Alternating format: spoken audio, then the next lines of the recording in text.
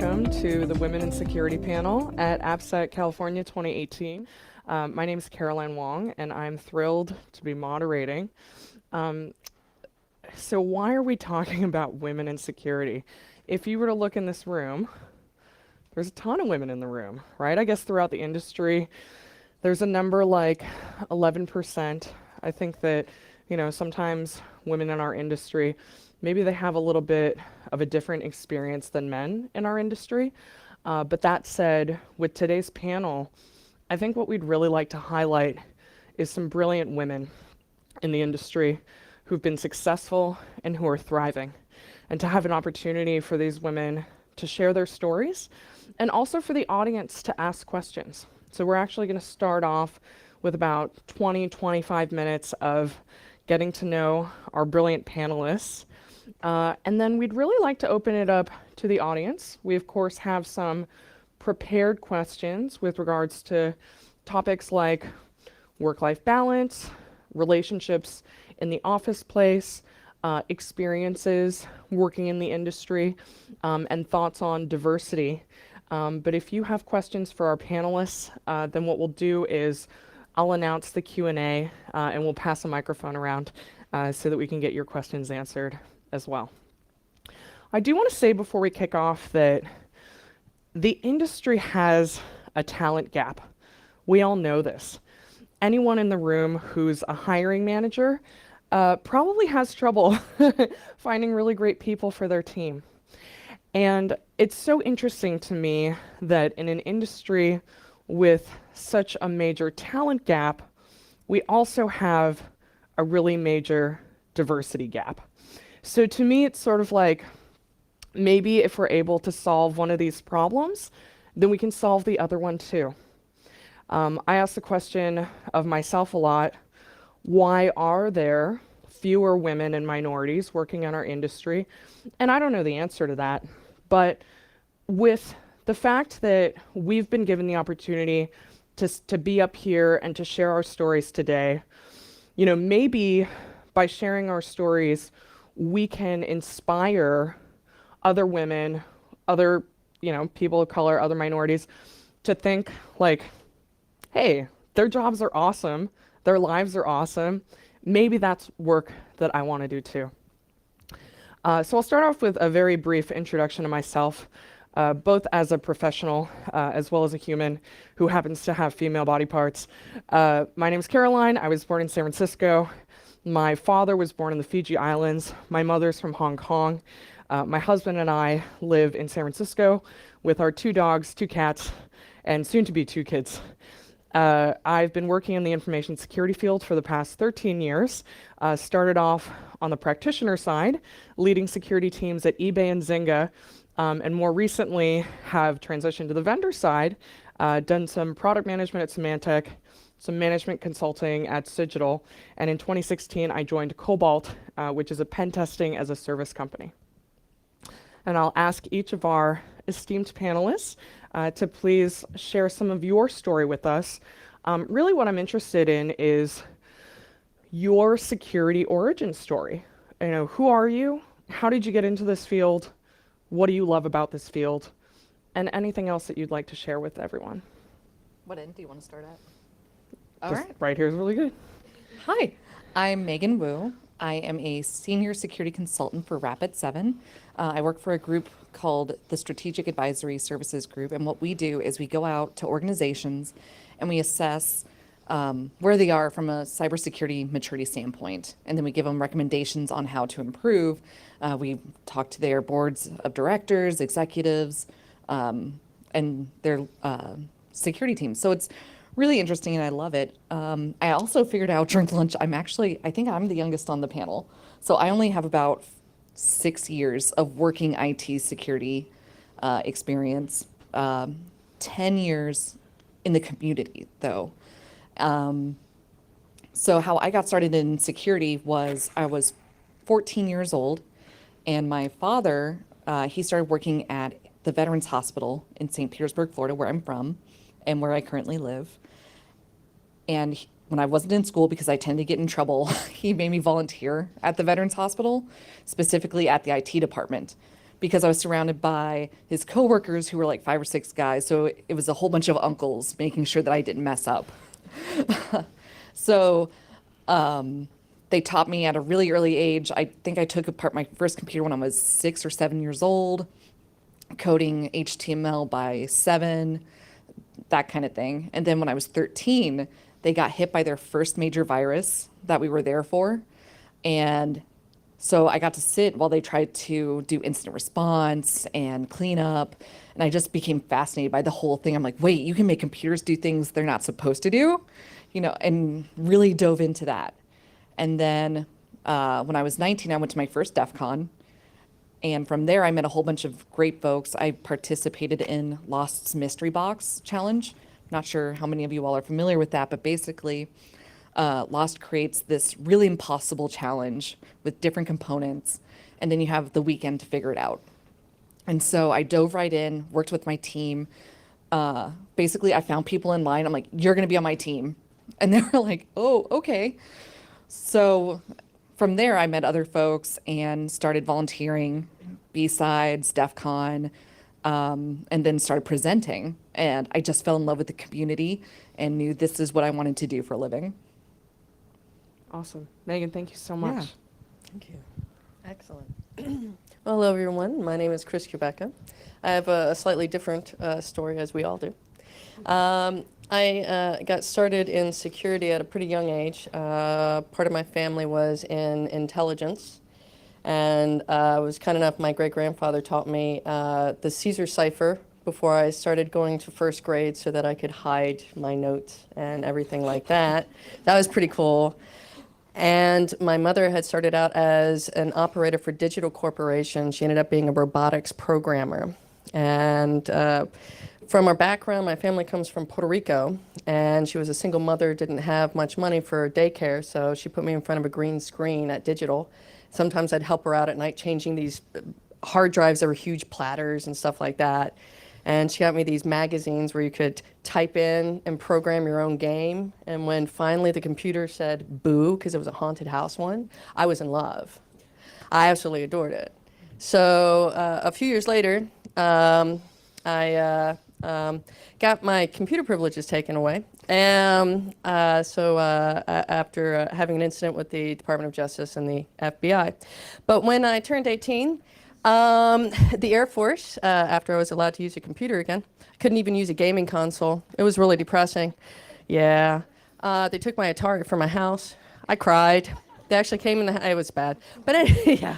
So the Air Force issued me a moral waiver and brought me in. And so I ended up doing a flying career on the side. I was also doing networking and security for my day job. Then after I was injured, I went to Space Command and did security for, at the time, a secret facility. But it was lots of fun because space is fun. And moving forward, a couple of years ago, I left Ramco after their Shamoon attacks. They, oddly enough, but interestingly enough, gave me a call to help establish their network operations, security operations, information security, EU and UK privacy, and a joint international intelligence team for the Aramco family. And I covered all of EMEA and South America outside of Saudi Arabia. I had a budget that was larger than the GDP of some countries. So that was a lot of fun, a lot of chaos.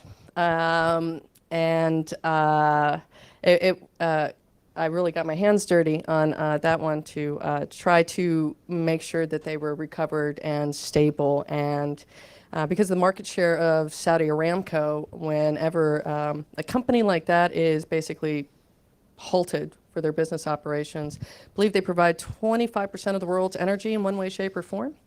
We were facing a very big problem where if they could not recover, we could have had oil prices up from $400 to $450 a barrel. So luckily they were able to recover, and I had a very interesting cyber warfare attack, and very interesting company. And I moved forward. I'm now the CEO of my own company, and I've gone out on my own as a cyber warfare expert and an expert in critical infrastructure. So things change. they do. That is very exciting. Mine is not that exciting. So I just want to set your expectations. Hey everyone, my name is Colleen Coolidge. Currently, the position I hold is head of security at Segment in San Francisco. In the last couple of years, I've been doing a lot of startup security. So what that means is going to a company that's fewer than 200 people or 200 people. They realize, hey, if we want to grow up, we want money and things, we need to do some security. How do we do that? That's my niche. Love to do that. Go into a small company who's really eager to do stuff. They've never worked with security people before, so they think it'll be super fun. So I would advise that for any of you who want a little bit of a change. And the most rewarding part really is introducing the entire company to different aspects of security. Everything from physical security, like why do you need to wear a badge? Why is tailgating bad? Like what kinds of things can happen? To software security that they really think like, oh, if we just scan some code or do this one thing, that's software security. There's a whole process that you don't know about, but it's okay. We're going to make it easy for you. And doing enough of that to where the security is going from non-existent to pretty good, and then putting a company in a position for them to go public because they have to feel like certain things are in order, like their finances have to be in order, they need their revenue to be a certain way, they need their security to be a certain way, and then a company feels safe to go public. So that's the best. The best day is if you work in a situation like that and everyone helps you with your security program and everyone pushes you over the line. The day that you see your executives ring the bell in New York City and you're all hugging each other and crying at 6:30 a.m. and it's the best thing ever and you're drinking champagne, that's a wonderful high. So I keep chasing that.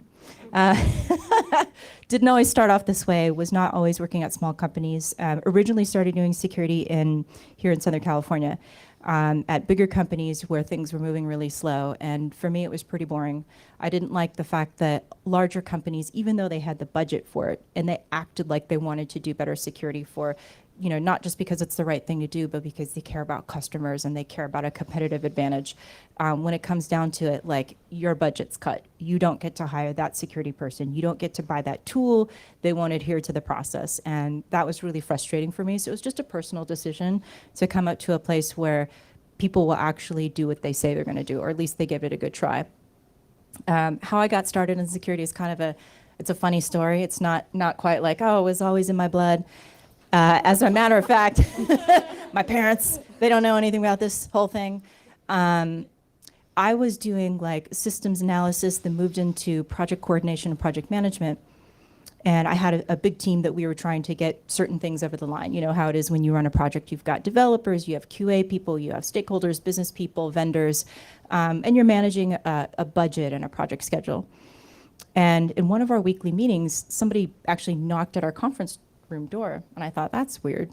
Who knocks at a conference room door? And then the developer in my group peeked over the window and he goes, oh my God, it's that security guy. I'm all, what security guy? Goes, I didn't know we had security. He's all, don't let him in. But I did let him in because I'm courteous. And he goes, hey, my name is Ian. And if Ian watches this, he'll know which Ian it is. And I'm here to do a security design review on your project. And I was looking around, I'm like, those words, I've never heard those words in that sequence. I didn't know what that meant. But the developer knew what it ment. And I sat across from him who was like, oh, no, and no, get that guy out of here. And I was just like, let's see what he has to say. How bad could it be? So he reviewed our requirements, looked at our documentation, how are we moving mortgage data around, and he was like, oh, no. Like, if I had to give this a grade right now, it would be like F-. It's so bad. And then I was like, that's why he didn't want this guy in the room. It was bad. And then the worst thing was after he did this and he told us everything we were doing wrong, just like marked everything up, I was running another project that was related. And then he showed up to that meeting too, doing the same thing. And I'm just like, why are we being singled out? This is awful. And so after going through a painful 3 or 4 weeks with him where he showed me, this is what a security design review, this is why what you're doing concerns me. Are you aware that we have information security policies? I'm all, no, like I've never seen them before in my life. That was my introduction to security. And After that project was done, he was happy to report that we'd gone from an F- to like a B+. And he's like, you don't understand. That's the kind of change that I want to see. We're handling important data, and we owe it to our customers, et cetera, et cetera. I was like, okay, good. So do I not need to see you anymore? Are we done here? Cool, see ya. And I felt like I don't have to see this guy anymore. About 3 weeks later, I heard this like org change thing, and I saw his name at the very top of the security organization. I'm all, wow, I think that guy got a gigantic promotion. Turns out he was then director of security, and he was starting to put together the new team. And he came by again, found me, and he said, hey, how would you like to be on my team? And I was like, I don't even like you. No one likes you. No one in the room likes you. They don't want to talk to you. They don't want to do what you say. They're so not on board. And he's like, you're the kind of person who can make all this stuff that we have to do like a reality. He's like, that's so rare. I need someone like you on the team to help make that change happen. And I was like, oh, this is like something I definitely don't ever want to do, but I'll try it for a year and see how it goes.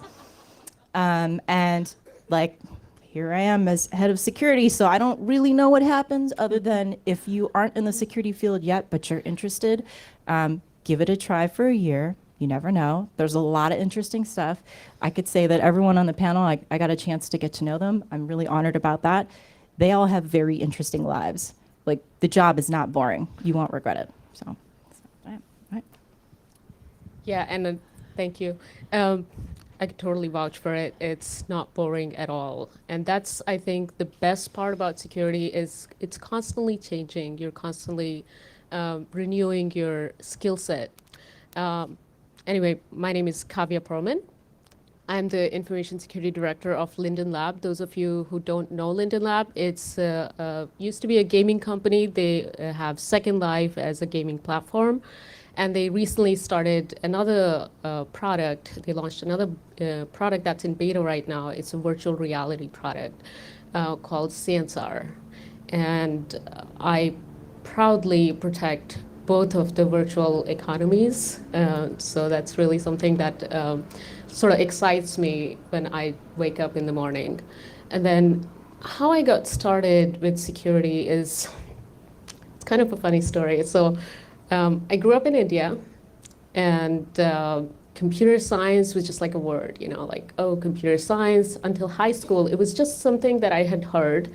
And my parents actually deterred me from going to computer science because I was really just good with languages, and they thought, I'd be a good engineer or something, but they just didn't know anything about computer science. But I had this intuition that I was like, no, I really would love to go into computers. And I persisted, continued with that, and did my bachelor's in computer science. And that was that. And I did a bunch of other jobs in India. And then in 2007, I moved to America. And when I moved to this country, I felt, wow, this country has all this freedom and, freedom of choice, all of these things to offer. I felt like, I could do anything. I felt like a hippie, like I wanted to do cosmetology. And that's exactly what I did. I went to school for cosmetology, gave up on computer science, didn't think about it twice, and became a hairstylist. And somewhere in the back of my mind, I always had this sort of technology background, but pursued that cosmetology. I didn't want to give up on it until I had completely tried it. And one of these days, it had been 5 years, I was just, a successful hairstylist in Chicago, and some guy comes in and he's my client, talks to me, I'm like, hey, what do you do for work? And he goes, he's a security engineer at a bank, and I'm like, he must be really smart.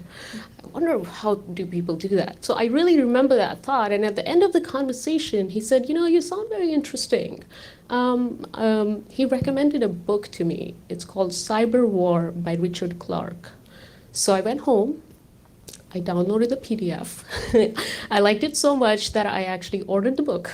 I read it page to page, and that was it. That book, reading that as a cosmetologist, I thought, and it's 2011, I'm reading this book, I turned it, and I said, you know what, that's it. this is what I'm going to do for the rest of my life.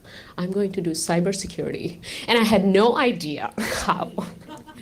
And I think that's a story with a lot of us, is sometimes we get this intuition or we get this, sort of thought process. We want to get into security, but we just don't know how. And that's when what I did was I Googled. I Googled top 10 schools for cybersecurity. And fortunately, one of the good schools were in Chicago. So I went to pursue my master's from DePaul University. And during this time, now, you're a hairstylist. Now you have to go to security. How do you connect those dots for an employer, for example? So I tried to get a tech job. So I was lucky to find, a job in the university and try to do technical support for them. And at the same time that I picked up another job because I was going through some financial crisis and a divorce and a lot was going on. And then I decided to just change my whole life. So one job, another job as a system analyst, and more or less like a security person because nobody knew what I did. So I was just in the background learning and installing IDS and doing other cool stuff that, nobody really knew. But I was like, hey, that's what I'm learning at school. So it really just connected that dot for me, going from anybody from any background to security. And that's, I think, is very important from my story is if you want to be in security, there are like multiple routes. Now, in fact, you can just Google, YouTube. There's so many, awesome people putting material out there. But back then in 2011, I just wanted to do, learn more. So that master's degree connected me to it. Fast forward, my first security job, by then I had already sort of acquired some skill set from college, from working. And that was at a security operations center where I was the frontliner defending, the attacks at the perimeter, reading packet captures and, reading DDoS type of stuff. And that was it. I know it's kind of a overwhelming thought that what you should do when you want to go into security, but I recommend that pursue it, just Google it or talk to somebody, talk to anybody, send a LinkedIn request. And that should do it. Thank you. Awesome. Thank you. I myself have had the pleasure of getting to know these women over the past couple of months, and I still have so many questions. But before we get into my questions, I want to ask folks in the audience if you have any questions for any of us. And we have a microphone for you so that it's captured so everyone can hear you speak. Thanks. So I was just wondering, I mean, obviously there are maybe like 11% of people in security are women, so there are very few, some of us might be the only women in security at our companies. So given that, like if you guys have any experience with this, like finding a good mentor, like how would you recommend going about that? So personally, there are a few different organizations that offer these sorts of things in a really formal way. The Executive Women's Forum is one. Another one is a group called OWASP, Women in Security and Privacy. Those are a couple that I'm aware of. I also think that something you can totally do is attend a show like this, find someone on the panel that you think is really cool, and just ask. There's no harm in asking. So yeah, I think you can also, if you go to shows, great. If you don't, for one reason or another, a lot of the talks are done on YouTube. Reach out to someone on Twitter, on LinkedIn, and say to them, hey, I think what you're doing is really cool. Would you consider having a 15-minute phone call with me? And then maybe see if that develops. I think that, there's no risk in asking. And there's a lot of people who are more than happy to share their experience. So I think it's all about not being afraid to ask, not being sort of let down when you get rejected, because sometimes people are busy, sometimes people have things, but there are lots of ways to do it, and I think that's a really great question. Does anyone else have any other thoughts on that? Yeah, so there's actually two other organizations that have kind of mentorship opportunities. There is InfoSec Mentors. They have a Twitter presence as well at InfoSec Mentors. It was started by Marissa Fagan Doozy out of San Francisco. It went dormant for a little while, but it was brought back recently by two gentlemen. So that's a really great opportunity. And then for those who want to start presenting at conferences, there's B-Sides Las Vegas. So B-Sides Las Vegas and a couple of other B-Sides actually have a program called Proving Ground. And so what Proving Ground does is takes first-time presenters and pairs them up with a well-seasoned presenter, so that way they can kind of build out their first talk with somebody, and then the mentor shows up for your first talk, so you have somebody to cheer you on. And then I just kind of follow people until they get tired of me following them, and I pester them with questions. And our community is great. They're usually great about talking to you about their experiences and answering your questions. Absolutely. Yeah, I like the idea. Don't be shy. I've had a number of mentors that I've met at shows, networking events, randomly following them, kind of stalkerish. But it's worked, and I still keep getting new people I might be stalking. So go ahead and reach out. I like the saying I saw once somewhere on Reddit. Someone had to go into a boardroom and pitch the idea of Sharknado. So what you're asking for is minimal. I love that. There are no bad ideas, only worse ideas. So another thing that you can do too is, it's true, there probably aren't a lot of women in security maybe in the city that you're in.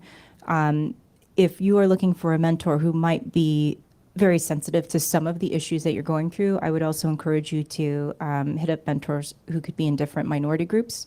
So for example, when I became like at an engineering manager level for security, I would say, two really good mentors who were African-American Black men. And if you don't think that they go through difficult situations at work like we do, you're wrong. So it's good because they can give you like, hey, when promotion, the subject of promotion comes up, they may face very similar situations to you, or like work being like someone else taking credit for your work or not giving you full credit for doing a big project, like diminishing your work. All of those things, anyone who's a diverse mentor would be able to give you some help, especially if you find the one woman who's doing security in your city. She's probably already head of some sort of diversity and inclusion thing at her job.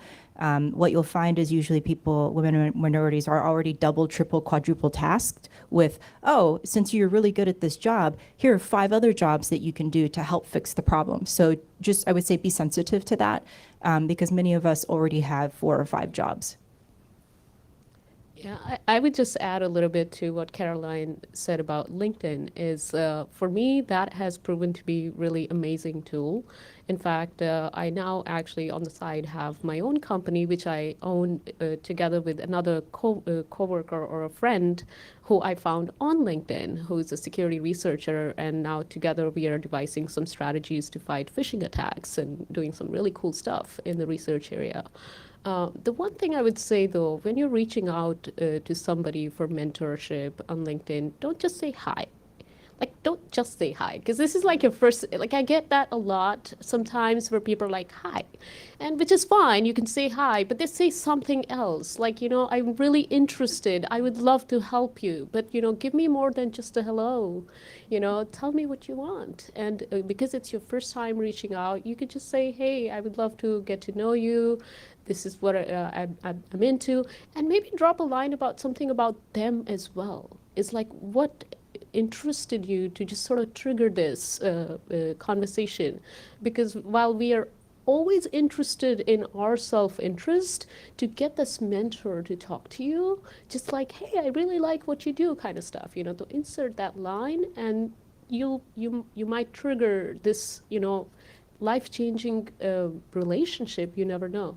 And in fact, for that matter, that's how I got to know Caroline too, is I just said, hey, what does it take for a person to get on a panel like this? And she was like, well, let me hear your story.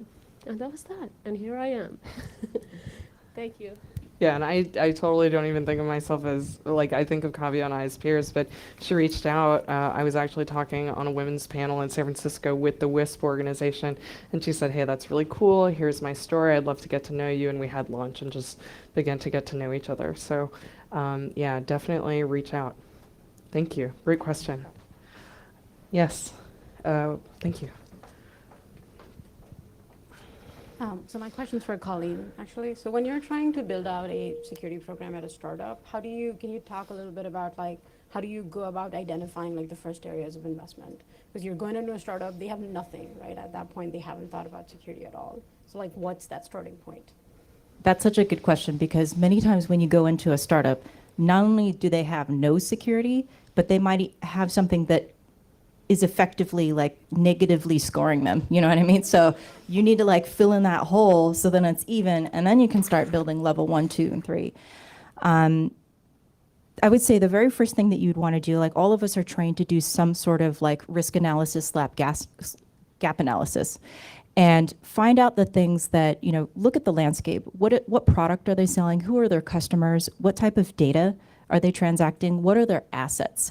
And then you can start to figure out who's their competitors, maybe who might their attackers be, how might they attack, and then what things are the most valuable. If this thing went down for 5 minutes, would anybody notice? Would people lose money? Would there be reputational value? No? Okay, then move on to the next thing. Because when you first go to a startup and you do that gap analysis, all you're going to find are gaps. So your list is going to be very, very long. It's going to be many pages. So you have to put different filters on it. And those are the things that you will pick on to start working on first. So for example, if it's a startup and we'll say that they're in Azure or Google Cloud or AWS, and you talk to the infrastructure folks and you find that the way that they're provisioning these instances, the way that, 100, 200 people, and there's only 200 people at the startup, all have access to AWS, you would just be like, aha, well, that's a problem. I would say that's probably within the first 5, because that probably means from those 100 or 200 people who have access to AWS, how many clicks away are we from destroying the entire infrastructure? 2? Okay, I'm starting there. But you really just need to see, like, out of all the things that are problems, which ones are the biggest problems based on their particular context. And then let the startup know, like, just because you hired me, this one security person, and we'll work really hard on this problem, it doesn't mean if you do these 3 things, everything's going to be solved. You're like, this is a long slog. This is like when you've decided to go to an organization and say, I'm this type of person and I have this type of illness and I need help. It's like, that's the beginning of the good news, but there's so much work that needs to happen. And then what you'll want to do periodically as you're making this progress, you'll want to reassess and say, okay, if it was AWS security, how far have we come? Are we to a point where we're no longer 2 clicks away? Maybe we've reduced the number of people who have that type of access. Maybe we have 2-factor. Maybe we have all these other things. So that aside, what's the second most, impactful thing that could happen that's really easy to happen? Yeah, and the good news about doing security at a startup is pretty much anything that you do is going to be helping them a lot. So it's a good feeling.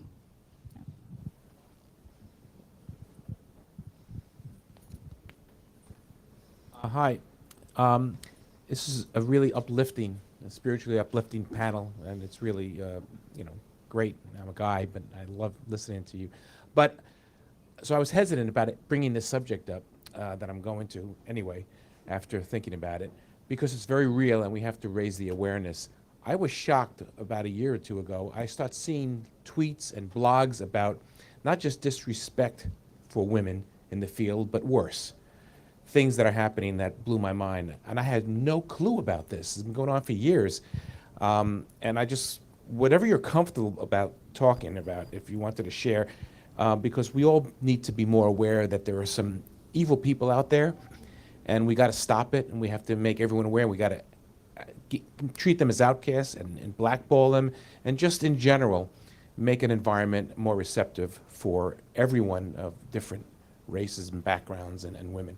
So sorry to bring it up, but we can't keep our head in the sand. Yeah, Richard, I think that's a great question, and I appreciate very much that you brought it up. We're sort of like an over-prepared panel. So I have this like multi-page Word document that's full of questions that we all like We're talked kind of through. type A.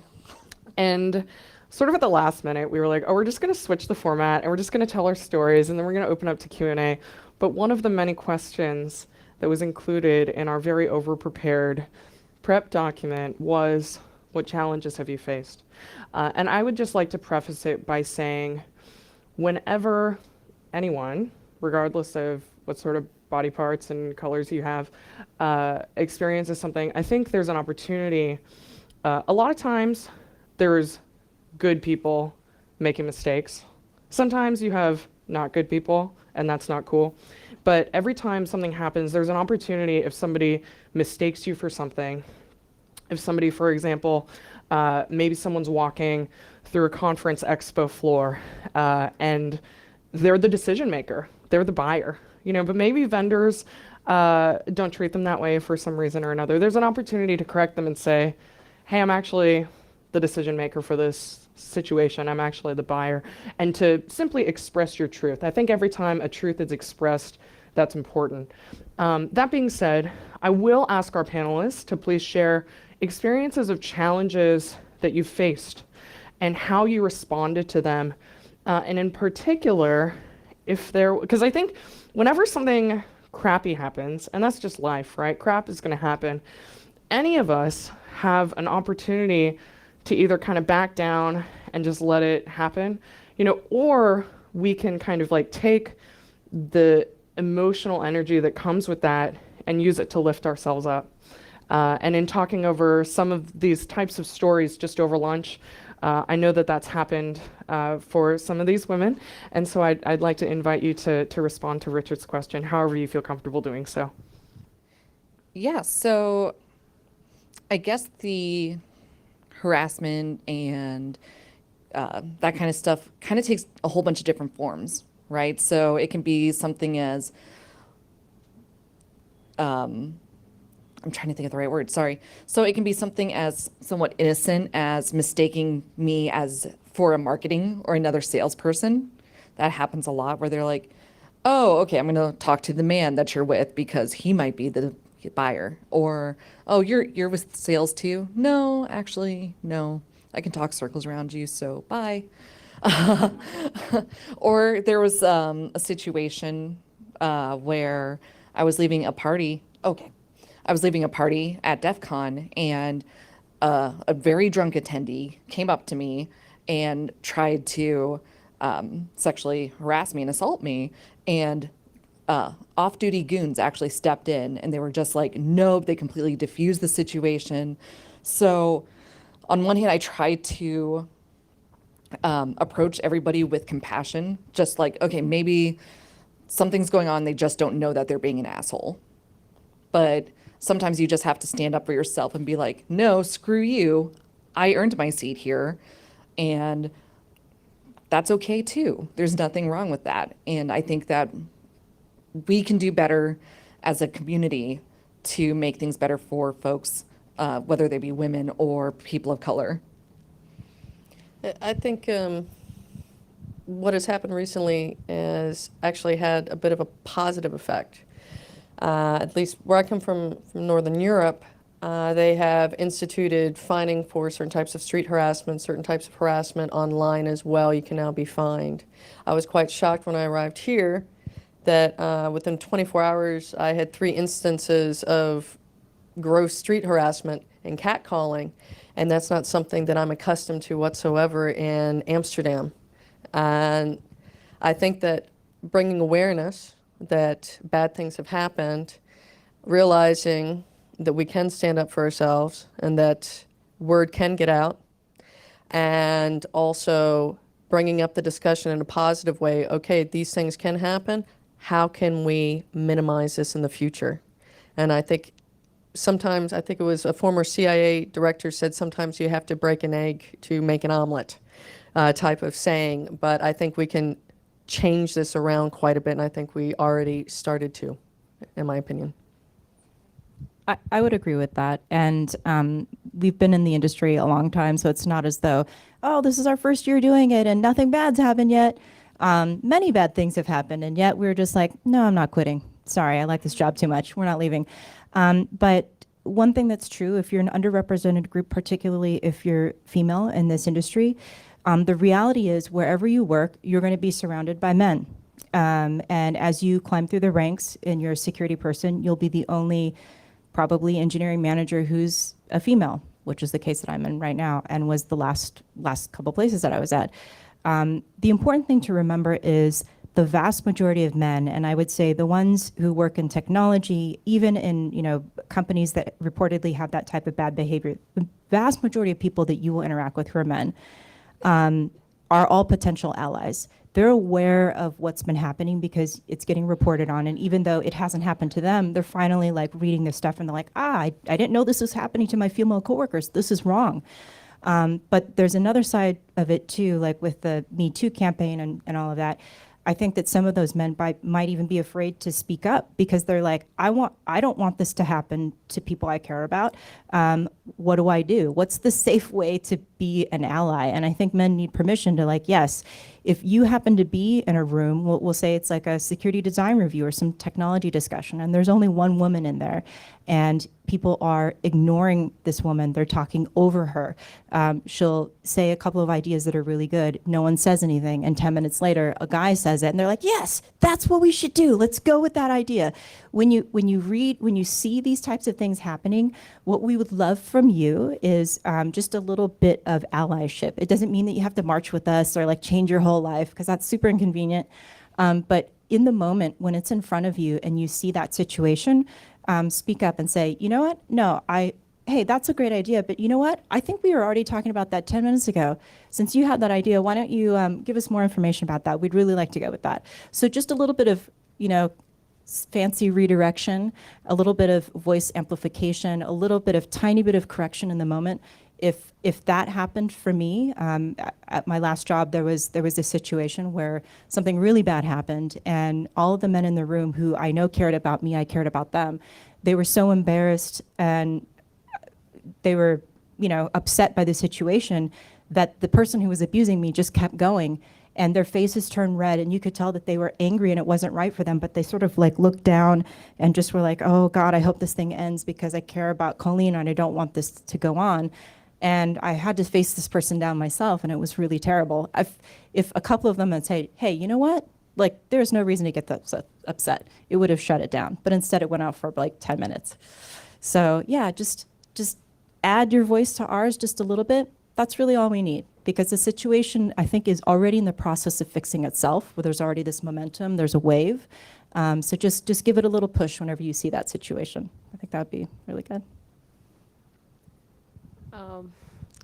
So while I hear a lot about these things, I read it on Twitter and other social media that there is this aspect of sort of harassment and stuff.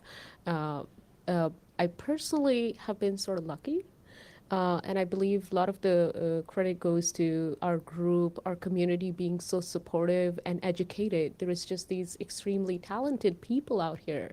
So at the end of it, what I feel is, and especially after traveling extensively, going to places, I feel like people are people. There are some really bad people or bad men, and there are some really bitchy women too. And for personally me, I've just been lucky to not having experienced that, but I've not been to DEF CON. And I was warned. So minus that, it's been great. And honestly, I've been very well respected wherever I've been. And if respect is what I get for the way I look, I'll take it. It's great. I absolutely love being part of this community, and thankfully, things are actually really changing for better, and for the same reason that you are raising that question. That is exactly what is causing the change, probably, is this awareness, and thank you. Yeah, I'd like to, we have just 5 minutes, and I want to first thank our panelists, as well as just briefly add something. I thought Colleen's advice to the group, particularly to the allies in this group who might want to affect the situation positively but might not know how to, if there's an opportunity for you to stand up for someone who you see is not being treated right, fantastic. Sometimes it doesn't always occur to you in the moment. Sometimes after the moment has passed, that you want to do something, and there's an opportunity to talk to the person who you saw, be treated not right, and say like, hey, are you okay? And then also to ask them directly, maybe a couple days later, because sometimes these things take a little time to process. Like, hey, if something like this were to happen again, how would you like to be supported? How could I support you? I think that a statement like that, a question like that, can really mean a lot to people. So we have just like a few minutes left, and I'd like to just ask the panelists if there are any concluding thoughts that you'd like to leave the session with today. Mostly that, yes, we have a lot of work ahead of us, but we are doing better. We have a lot of allies out there, and even though we joke about or make comments about places like, DEF CON, they have made tremendous leaps and bounds to improve the culture for the community.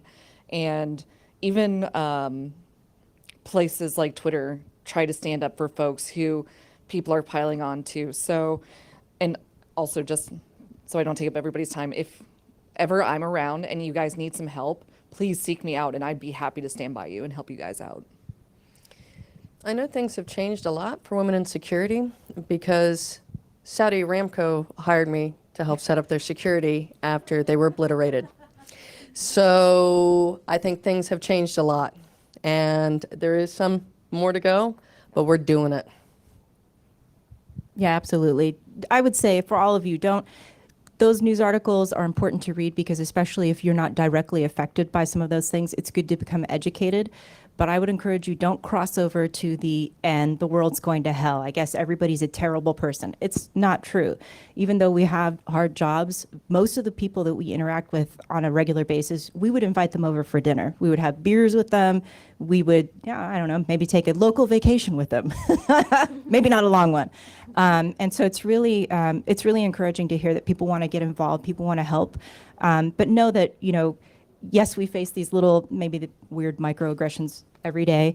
A lot of times we're just used to it and we know that it's changing. We'll take steps to change it. But what binds us all together is we know that we have a job to do and we have this job to do with you. And together we're going to make this positive change. And the rest of it, we just try to shake it off as noise. But, appreciate any small bits of allyship that you can give us in the moment. Like if you don't think we notice it, we do. And we really appreciate it. Yeah, my last thought are literally just targeted towards anyone who has ever thought about getting into security. Just try it out. It's so much fun and you would never be bored. That's one thing I can guarantee you. It's a lot of fun. It's hugely challenging, but that is, again, with a lot of reward. So get connected, reach out, Google stuff, get curious. Women, gone are the times when women were just restricted to kitchen or this kind of a marketing or HR. This is a huge new field, like, building pyramids and all of these. Humans have perfected building pyramids, and we're just starting out with cybersecurity. So imagine we have a long way to go, which means we have huge opportunity in this field. So get in. If you have even a slight bit of intuition that security is something that you're curious about, reach out to any of us, get connected, and get in security. Thank you. Cool. On behalf of our panel today, I'd like to thank the AppSec Cali organizers for inviting us to do this, for allowing us to share our stories. Kavya, Colleen, Chris, Megan, thank you so much.